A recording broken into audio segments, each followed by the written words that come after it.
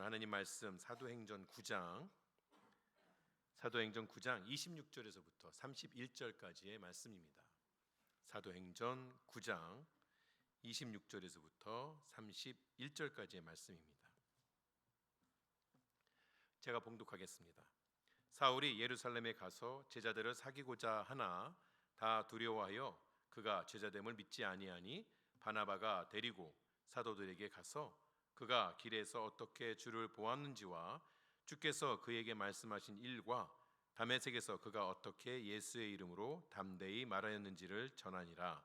사울이 제자들과 함께 있어 예루살렘에 출입하며 또 주 예수의 이름으로 담대히 말하고 헬라파 유대인들과 함께 말하며 변론하니 그 사람들이 죽이려고 힘쓰거늘 형제들이 알고 가이사랴로 데리고 내려가서 다소로 보내니라.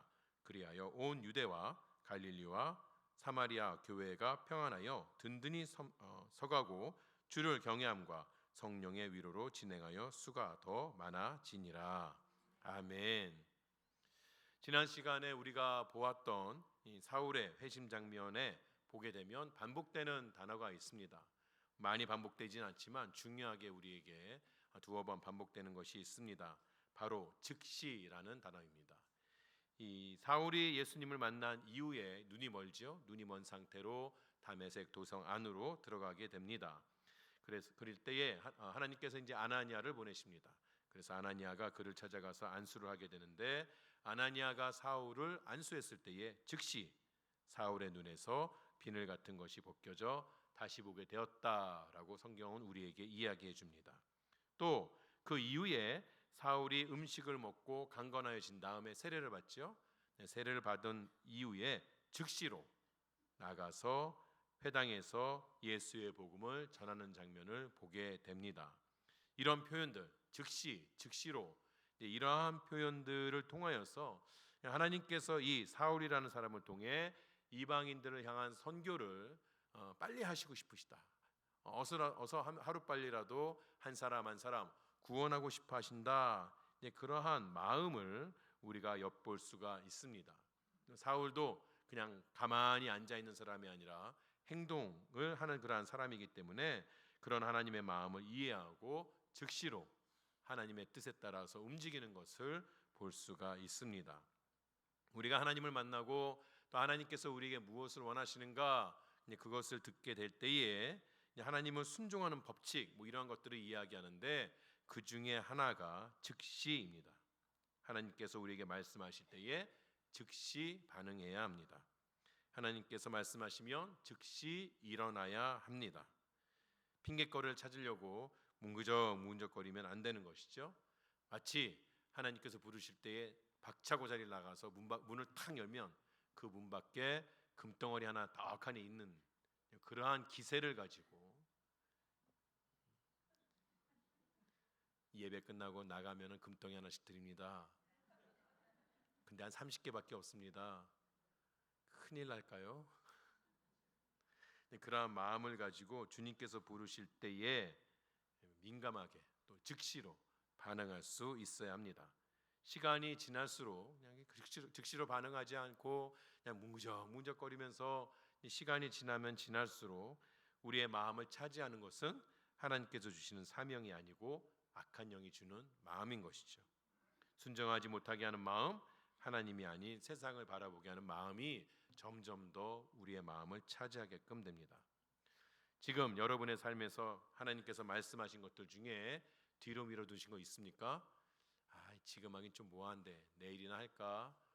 내가 지금 당장 눈앞에 있는 거 그거 끝나고 나서 할까? 이런저런 이유 때문에 뒤로 밀어놓은 것이 있다면 그 일을 즉시 이루셔서 하나님께서 원하시는 그 자리에 서시는 여러분 되시기 바랍니다. 하지만 또 다른 한편으로는 하나님께서 모든 것을 급하게 이루지 아니하는 그러한 하나님이시기도 합니다. 하나님께서는 때로 무엇인가를 시작하시고 또 그것을 이루어 가실 때에 우리의 기준으로 생각하면 그게 그렇게 오래 걸릴 만한 일인가? 굳이 하나님께서 그렇게 오랜 시간을 지나고 나서야 무엇인가 이루셔야 하는가? 그런 생각이 들 때도 있습니다. 하나님께서 요셉이라는 한 사람을 준비시키기 위해서 10대 후반부터 시작하여서 20대 전체를 다 우리말로 하면 그냥 날려버리시죠. 그냥 노예의 상황으로 그냥 날려보내십니다. 하지만 하나님께서 그렇게 오랜 기간 동안 요셉을 단련시킨 후에 그가 하나님 앞에 서는 모습을 볼 때에 그만한 이유가 있었다는 것을 알게끔 되는 것이죠. 요셉뿐만이 아닙니다. 모세를 준비시키기 위해서는 80년을 훈련시키셨습니다. 또 다윗에게 기름 부으신 이후에도 이제 사울 왕이 하나님의 말씀에 순종하지 않자 그 다음 왕으로 다윗을 택하시고 그를 왕으로서 기름을 부으신 그 이후에도 적어도 15년 이상 왕의 자리에 앉을 때까지 시간을 보내게 하십니다. 예수님께서도 스스로 유대인의 규례를 따라서 30세가 되실 때까지 공생애를 시작하지 아니하시죠. 일반 제사장이나 또 유대의 법칙이 그렇다 치더라도 예수님은 하나님 아니십니까? 조금이라도 더 빨리, 조금이라도 더 그의 사명을 감당하시면 한 사람이라도 더 구원하실 수 있지 않을까요? 그래서 예수님께서는 30년을 기다리십니다. 그리고 나서 공생애를 시작하시고 나서도 세례를 받으신 이후에 바로 시작하시는 것이 아니라 40일을 또 광야에서 머무르시는 것을 보게 됩니다. 우리는 이런 성경의 시간들을 일반적으로 광야의 시간 이렇게 이야기합니다. 실제로 하나님께서 그의 도구가 되는 사람들을 광야로 인도하시기도 했지만 광야라는 곳이 가지고 있는 성격 때문에 그렇게 광야의 시간이라고 부릅니다. 광야가 어떤 곳입니까? 광야는 아무것도 없는 곳입니다. 의지할 만한 것도 먹을 물도 마실 물도 먹을 음식도 부족하고 또 어떠한 것도 나를 지켜주지 못할 그러한 곳이 바로 광야입니다. 하나님께서는 하나님의 사람들을 그곳으로 불러내셔서 오직 하나님이 누구이신지를 알려주시고 오직 그분만 의지하는 법을 훈련시키십니다. 그곳이 바로 그러한 시간들이 광야의 시간인 것이죠. 말씀드린 것처럼 이방인을 위한 선교가 급하다 할지라도 하나님께서는 사울을 훈련시키고 그가 마음껏 사역할 수 있는 환경을 준비시키는데 충분한 시간을 들이십니다. 사도행전 우리가 이제 쭉 보고 있는데 사도행전에서 보는 사울의 그런 모습에서는 나오지 않지만 잠깐 동안의 그 사울의 행적이 그가 갈라디아에서 쓴 편지 갈라디아서에 소개가 됩니다. 갈라디아서 1장 15절부터 17절의 말씀에 이렇게 이야기합니다. 그러나 내 어머니의 태로부터 나를 택정하시고 그의 은혜로 나를 부르시니가 그의 아들을 이방에 전하기 위하여 그를 내 속에 나타내시기를 기뻐하셨을 때에 내가 곧 혈육과 의논하지 아니하고 또 나보다 먼저 사도된 자들을 만나려고 예루살렘으로 가지 아니하고 아라비아로 갔다가 다시 다메섹으로 돌아갔노라. 다메섹에서 예수님을 만나고 복음을 전하던 사울을 성령께서는 그의 가족들이나 유력한 예루살렘의 사도들로 이끌지 아니하고 아라비아로 이끄셨다. 그가 그렇게 고백하는 것이죠. 이 아라비아는 그 당시에 이제 나바테아라는 왕국이 있었다고 알려진 곳입니다. 이 나바테아 왕국은 무역을 통하여서 부유한 나라가 되었고 지금도 이 테트라라고 요르단 남쪽에 테트라는 유적지가 있죠. 화려했던 그런 문화의 모습을 보여주고는 있지만 사실 이 나바테아라는 왕국이 가지고 있는 땅은 아라비아의 광야 또는 사막이 그들의 땅이었던 것이죠. 사울을 성령께서 이곳으로 이끌어 내려가신 것은 그 나바테아 왕국의 화려함을 즐기게끔 하신 것이 아니라 광야로 사울을 이끌어 내신 것입니다. 사울이 얼마나 아라비아에 머물렀는지 보는 사람마다 학자마다 차이가 있긴 하지만 짧게는 한 1년 정도, 길게는 3년 동안 그 광야에 머물렀다고 이야기를 하게 됩니다. 그 3년 동안 또 1년 광야에 머무르면서 이 사울이 그곳에서 무엇을 했을까요? 조금 전에 보았던 이 갈라디아서 1장 15절에서 17절 그 위에 보시게 되면 11절과 12절을 보게 되면 그것에 대한 하나의 해답이 우리에게 주어지게 됩니다. 형제들아 내가 너희에게 알게 하노니 내가 전한 복음은 사람의 뜻을 따라 된 것이 아니니라. 이는 내가 사람에게서 받은 것도 아니요 배운 것도 아니요 오직 예수 그리스도의 계시로 말미암은 것이라. 물론 이 사울이 아라비아에 갔을 때에 그동안에 한 사람도 만나지 않았다, 그렇게 생각할 수는 없겠지요. 또 사울이 그렇게 사람을 만나게 됐을 때에 그가 가지고 있는 열정을 보면 누구를 만나든지 예수 그리스도의 복음을 전했을 것입니다. 나름대로의 선교의 사업을 하고 있었겠죠. 하지만 그 광야의 시간에 있어서 가장 많은 시간을 들이고 가장 중요하게 생각했던 것은 그가 스스로 하나님께서 주신 말씀을 통하여서 예수 그리스도의 복음을 깨닫고 그 복음으로 무장이 되고 복음의 사자가 되기 위해서 하나님의 전신갑주를 입는 그 과정이 그 광야 동안에 이루어졌다는 것이죠. 지난주에 사울이 다메섹 그 도성으로 들어가고 나서 아나니아가 올 때까지 3일 동안을 먹지도 아니하고 그렇게 지냈다고 이야기하는데, 그 3일 동안 사울이 했을 만한 그 일들이 이 광야, 아라비아 광야에서 길게 연장이 되는 것이죠.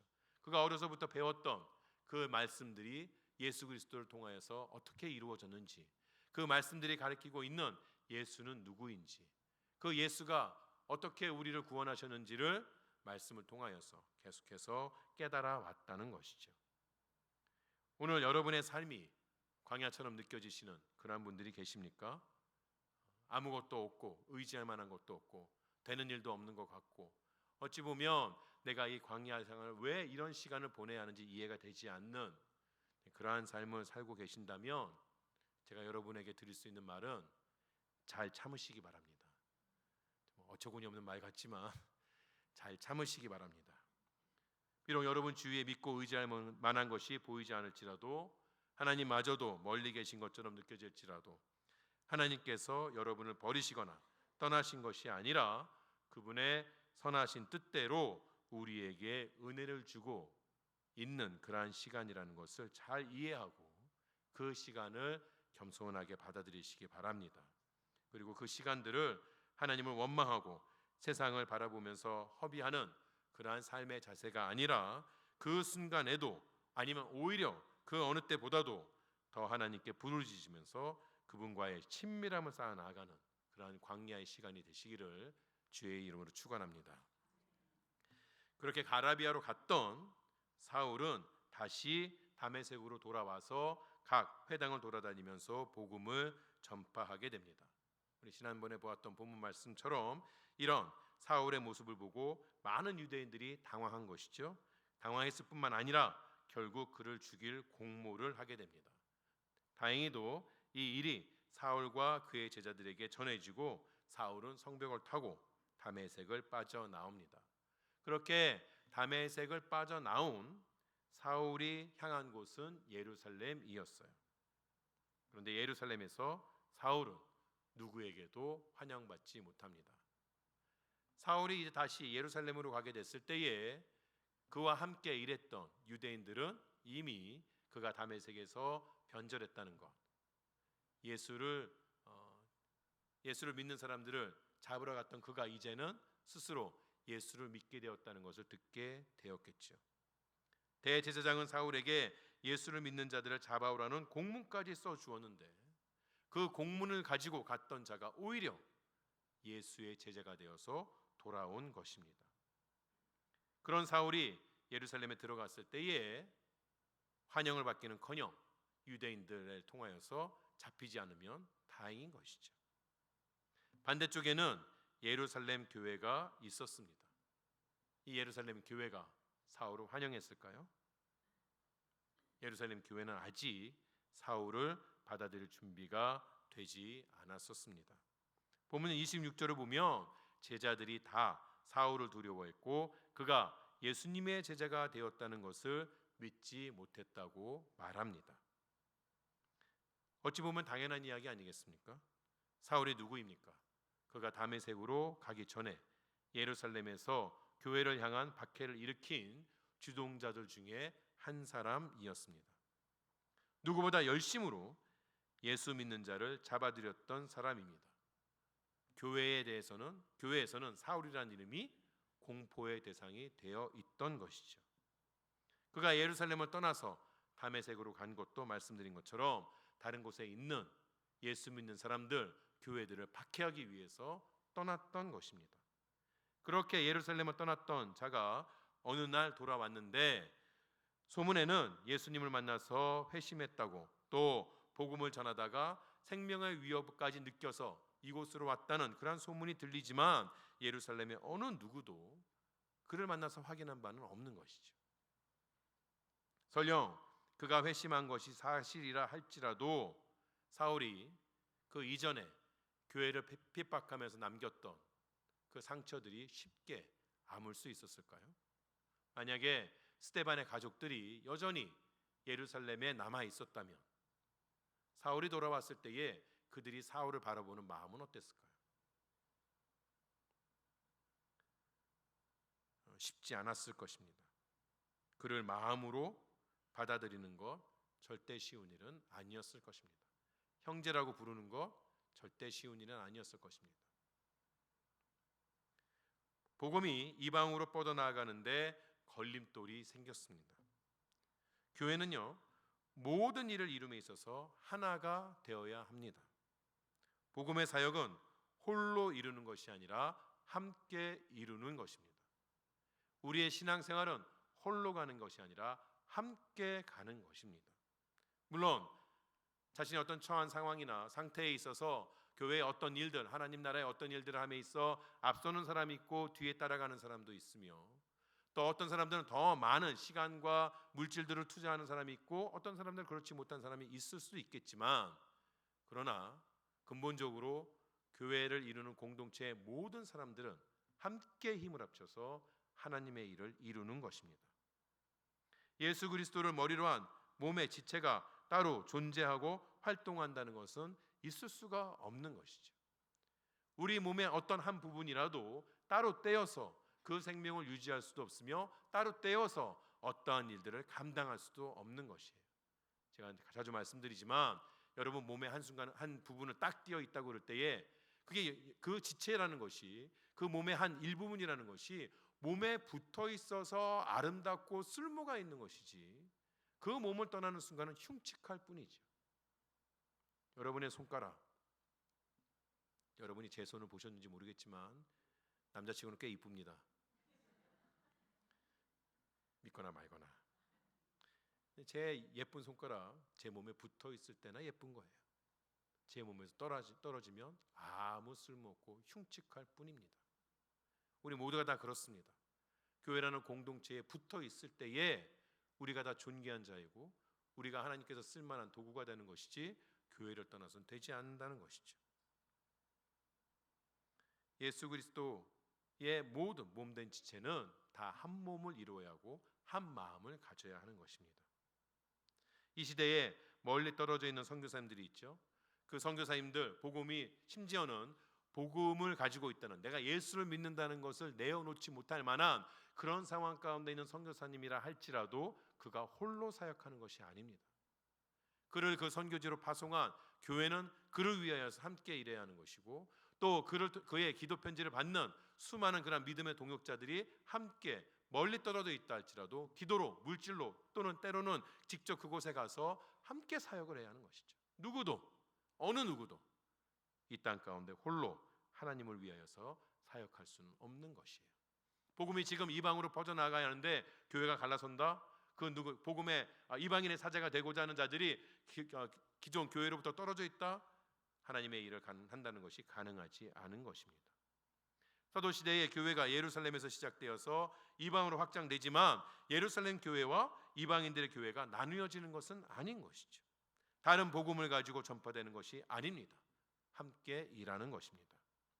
예루살렘 교회가 자신을 환영해 주지 않을 때에 사울은, 그래, 예루살렘 교회는 예루살렘 교회지, 너희는 유대인들을 위해서 유대인들에게 복음을 전하는 그러한 교회로 있고 나는 떨어져 나아가서 나는 이방인들을 위한 교회를 섬기면 되는 거지, 그러한 교회들을 세우고 복음을 전파하는 된 거지, 이렇게 사울이 생각할 수도 있었겠지만 사울 후에 바울은 누구보다도 교회의 한 몸을 위하여서 설교하고 전파했던 사람이었던 것이죠.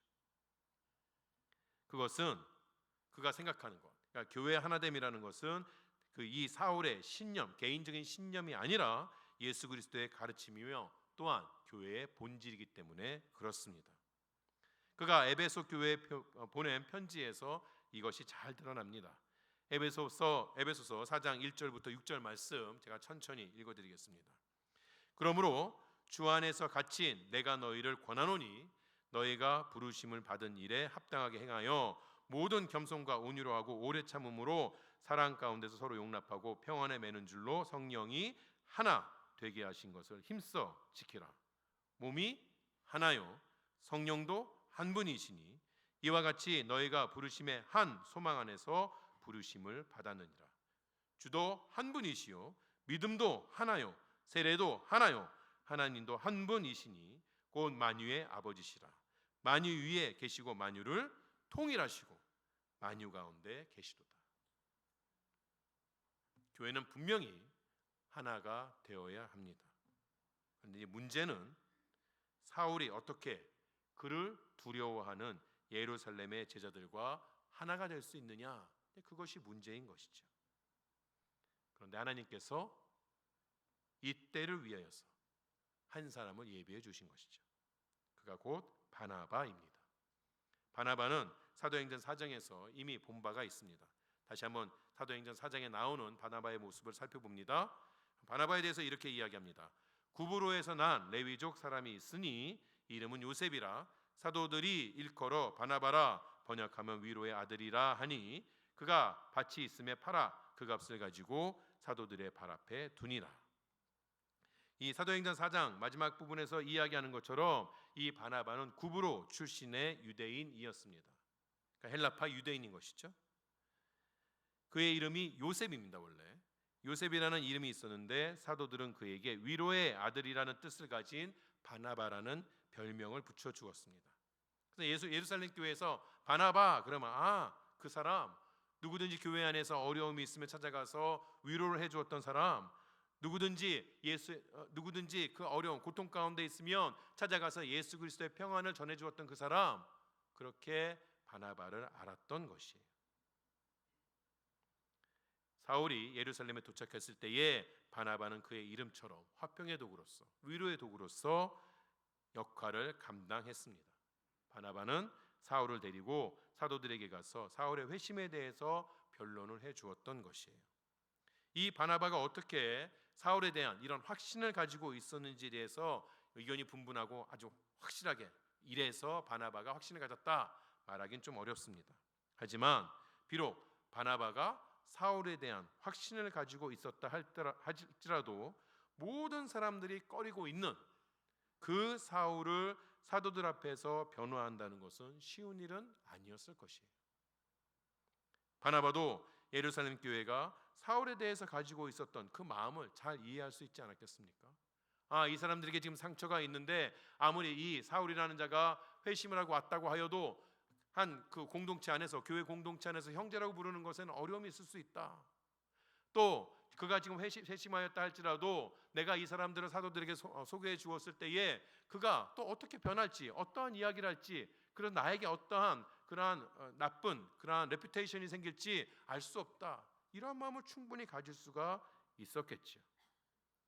그러한 위험, 그러한 불확실성에도 불구하고 바나바가 사울을 위해서 나선 이유가 무엇일까요? 사실 바나바는요, 복음 전도자로서의 사울의 가치를 알아본 사람입니다. 본문 30절에 보게 되면 사울이 결국 이 예루살렘에서도 목숨의 위협을 받아가지고 예루살렘을 떠날 수밖에 없어요. 그리고 나서 어디로 보내지느냐? 그의 고향인 다소라는 곳으로 보내지게 됩니다. 그가 예루살렘에서도 열심으로 복음을 전해서 열심을 전했던 것처럼 다소에 머물면서도 하나님의 복음을 잘 전했겠죠. 그런데 이 다소에 머물던 바울이죠. 이 사울을 안디옥 교회로 초청한 사람이 바로 이 바나바입니다. 안디옥의 이방인들이 복음을 받아들이고 교회를 세웠다는 말을 듣고 예루살렘 교회가 바나바를 안디옥으로 파송을 하게 되는데 가보니까 너무 사람이 많은 것이에요. 내가 혼자 이것을 다 할 수 없다. 나에게 유능한 동역자가 필요하다. 그럴 때에 안디옥에서 다소가 그리 멀지 않은 거리인데 다소를 찾아가서 사울에게 동역을 요청하고 그를 데리고 안디옥 교회를 세웠던 자가 바로 이 바나바였던 것이죠. 바울의 능력을 알아본 사람이었습니다. 하지만 바나바가 사울을 품었던 더 큰 이유는 그가 이 사울이라는 사람을 대할 때에 사울이라는 한 인간에 집중하지 않고 그 사람 너머에 있는 하나님 앞에 집중했던 이유예요. 우리가 예수를 믿고 구원을 받게 되면 하나님의 양자가 된다고 이야기합니다. 하나님 앞에 아들로서 딸로서 입양이 된다는 이야기죠. 하나님의 우리를 스스로를 가리켜서 하나님의 양자라고 말할 때에는 두 가지를 생각할 수 있습니다. 첫 번째, 우리는 아들로서 아버지의 뜻을 따른다는 것이에요. 그리고 두 번째, 우리는 양자로서 아들의 모습을 갖춰야 하는데 그 모습을 독생자이신 예수로부터 배운다는 것이에요. 자, 예수님께서 하나님의 아들로서 이 땅에서 어떤 일을 하셨습니까? 이사야서는 구약 성경에서 이사야서는 앞으로 오실 메시아의 이름이 평강의 왕이라고 예언을 했습니다. 미가서에 있어서도 앞으로 오실 메시아는 진정한 평강이 될 것이라고 말해 주었습니다. 예수님은 자신이 화목 제물이라는 것을 제자들에게 알려주셨으며 부활하신 이후에 제자들에게 하신 첫 말씀은 너에게 평강이 있을지어다 였습니다. 예수님은 성부 하나님의 보내심을 받고 이 땅에 오셨는데 그는 죄로 파괴된 이 세상을 치유하는 사명을 가지고 오신 것이죠. 그를 통하여서 이 세상은 창조주이신 하나님과 화평을 이루게 되고 또 이웃과도 형제 자매라는 관계를 맺게끔 됩니다. 예수님께서 팔복에 대해서 가르치실 때에도 그 중에 하나 화평하게 하는 자는 복이 있나니 그들이 하나님의 아들이라 일컬음을 받을 것이며, 자, 하나님의 아들이 되는 것이 누구입니까? 화평하게 하는 자예요. 하나님의 양자된 자들이 힘써야 하는 것은 이 땅 가운데서 평강을 이루는 것, 화평을 이루는 것이라는 거죠. 우리가 하나님 앞에 양자가 되었다라고 이야기할 때 그 양자가 되었다는 것이 어떤 뜻이 있는가?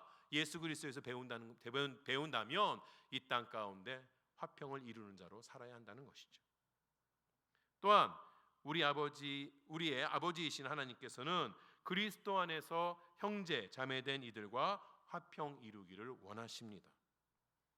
누가복음에 나오는 탕자의 비유를 보게 되면 자신이 받은 모든 유산을 다 탕진하고 돌아온 둘째 아들을 하나님께서는 묻지도 않고 따지지도 아니하시고 안아주십니다. 회복시켜 주십니다. 아들의 옷을 입혀주시고 아들이라는 것을 상징하는 반지도 끼워 주십니다. 그때에 내쫓아도 시원치 않을 자신의 동생을 받아주는 것뿐만 아니라 돌아온 그 아들을 위하여서 잔치까지 베풀어주는 아버지에게 큰아들이 불평을 합니다. 아버지, 나를 위해서 이런 큰 잔치 한 번도 베풀어준 적이 없는데 저 나갔다가 아버지 재산까지 다 탕진하고 그것도 좋은 일에 쓴 것도 아니고 세상에 물들어서 그냥 아무렇게나 다 버리고 돌아온 저 자식을 위하여서 왜 이렇게 큰 잔치를 베풀어 주냐고 불평을 하죠. 그때 이 아버지가 그 아들에게 한 말이 무엇인가요? 누가복음 15장 31절과 32절입니다. 아버지가 이르되 예, 너는 항상 나와 함께 있으니 내 것이다 내 것이로되 이 내 동생은 죽었다가 살아났으며 내가 잃었다가 얻었기로 우리가 즐거워하고 기뻐하는 것이 마땅하니라 하니라. 아버지가 큰아들에게 이야기하죠. 즐거워하고 기뻐하는 것이 마땅하니라. 하나님의 자녀들은 우리가 하나님 앞에 양자가 되었다, 하나님의 자녀가 되었다라고 말할 때에 우리들은 돌아온 영혼들에게 이런 마음을 가져야 한다는 것이에요. 여러분 예수를 믿으십니까? 여러분은 하나님의 아들, 딸이라고 믿으십니까? 그렇다면 옆에 계신 분들에게 이렇게 말해보죠. 당신과 함께 있어서 즐겁고 기쁩니다.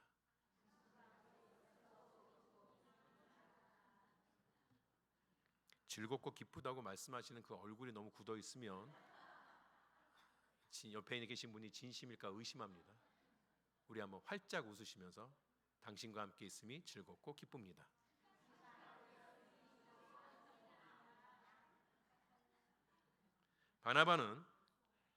바나바는 자신의 어떤 개인적인 견해보다 예수께서 가르쳐 주신 하나님의 뜻을 따르고자 했던 것이죠. 그는 예수께서 보이신 모범, 세리와 창녀, 이방인, 병자들과 같이 화평을 누리고 살지 못하는 그러한 이들에게 다가가셔서 그들을 회복시켜 주시고 하나님의 은혜 안으로 불러들이는 모습, 그 모습을 바나바는 본받으려고 했던 것이죠. 바나바의 그런 순수한 순종이 사울이라는 하나님의 종을 교회 안으로 불러들여서 하나가 되게 한 것입니다. 존 스타트 목사님은 오늘날의 교회가 사울을 다메섹 교회에 소개시킨 아나니아와 예루살렘에서 같은 일을 했던 바나바에게 감사해야 한다고 말합니다. 이 두 사람이 하나님에 대한 순종을 하지 않았다면 우리 기독교 역사가 매우 달라졌을 것이에요. 예수 믿는 모든 사람들은 이 땅에서 화평을 이루는 자, 피스메이커가 되어야 합니다. 하나님과 화평을 이루는 것은 물론이거니와 나의 가족, 믿음의 형제 자매, 이웃과도 화평을 이룰 수가 있어야 합니다. 물론 성경은 우리에게 무조건 용서하고 무조건 받아주라고 이야기하지는 않습니다. 그러나 우리가 타인을 용서하지 못하는 이유가, 하나 되지 못하는 이유가 하나님의 영광과 공의에 관한 것이어야지 나의 개인적인 뜻이나 사사로운 감정이나 또는 나의 이익이 되어서는 안 된다는 것이에요.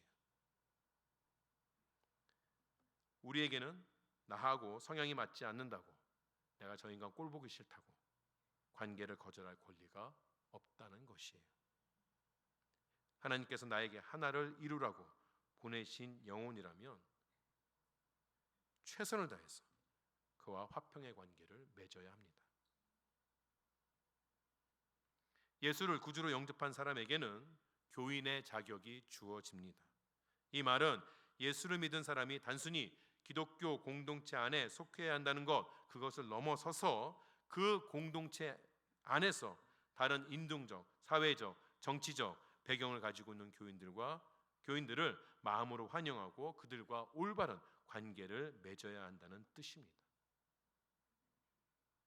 우리의 마음에는 그렇게 모든 이들과 올바른 화평을 이루는데 망설임과 주저함이 있다는 것이에요.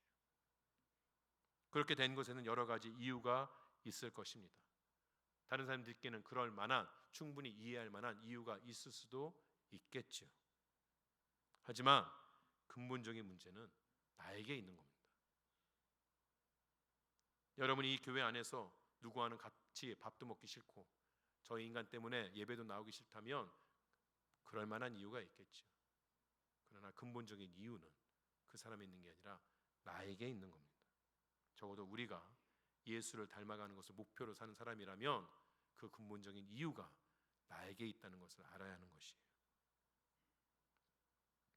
하나님께서 나에게 붙여주신 그 사람을 대할 때에 내가 그 사람을 사랑하고 구원하신 하나님을 바라보지 못하고 그 사람, 부족한 인간에게 집중했기 때문에 자꾸 이유가 생기는 것입니다. 우리는 이런저런 이유를 대면서 자신의 집에서 잔치 소리가 들림에도 불구하고 집 밖에 머물면서 마음의 불편함을 가지고 있는 그 큰아들과 같은 모습으로 서 있기가 너무나도 쉬운 것이에요. 큰아들이 자신의 어떠한 생각을 다 뒤로 하고 아버지의 마음을 이해했다면, 아버지의 뜻을 따르기로 조금이라도 그의 마음을 열었다면 집 밖에 서 있을 수는 없는 거죠. 또한 우리는 분열의 이유가 되어서도 안 됩니다. 우리의 말과 행동이 다툼을 만들어내는 것은 아닌지 잘 살펴볼 수 있어야 하는 것이에요.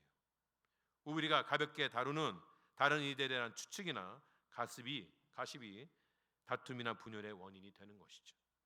사람들로 하여금 오해를 하게끔 하고 사람들로 하여금 입술로 행동으로 죄를 짓게 만드는 것입니다.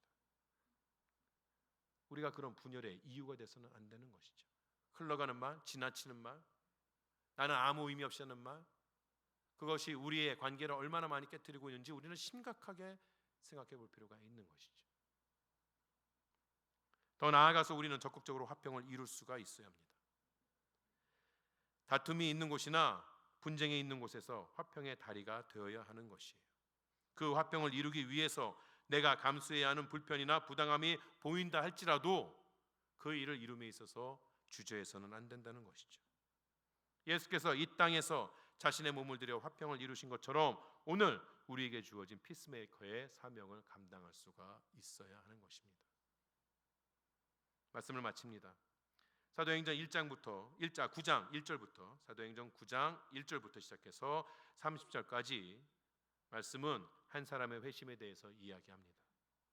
예수를 죽이려 했던 주종자가 예수를 만나서 새 삶을 살게 되는 이야기를 우리에게 전해줍니다.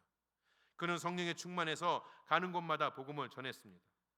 그런데 이 사도행전 9장은 그런 그의 삶을 이야기하면서 그를 도왔던 여러 사람들을 함께 말합니다. 한때 교회를 두려움에 떨게 했던 사람을 찾아가서 안수했던 아나니아에 대해서 이야기합니다. 예루살렘에서 그와 사도들과의 화평을 만들어낸 바나바에 대해서 이야기합니다. 사울과 함께 복음을 전했으며 그가 생명의 위협을 받았을 때 그를 도와서 도망치게 했던 여러 믿음의 형제들에 대해서 이야기합니다. 이들이 없었다면 이방인들을 향한 복음의 전파는 매우 어려웠을 것입니다. 과거에 얽매이지 아니하고 사사로운 감정에 얽매이지 아니하고 오늘 우리에게 향한 하나님의 뜻을 이해하고 화평을 이루었던 예수님의 제자들로 인해서 하나님의 나라는 확장되어진 것이에요. 오늘 우리 세미한교회가 이런 일이 일어나기를 바랍니다. 우리 모두가 다 이 땅에서 화평을 이루는 자가 되어서 서로에게 세상에서 분열과 고통 가운데 사는 그러한 이들에게 참된 평안을 전하기를 바랍니다. 그럴 때에 우리에게 우리 교회에 어떤 일이 일어나는가? 우리 말씀 31절 사도행전 9장 31절 우리 함께 보실까요? 보셨으면 함께 읽겠습니다. 사도행전 9장 31절입니다. 그리하여 온 유대와 갈릴리와 사마리아 교회가 평안하여 든든히 서가고 주의 경외함과 성령의 위로로 진행하여 수가 더 많아지니라. 아멘. 귀한 역사가 우리의 삶 가운데도 일어나기를 주의 이름으로 축원합니다. 기도하시겠습니다.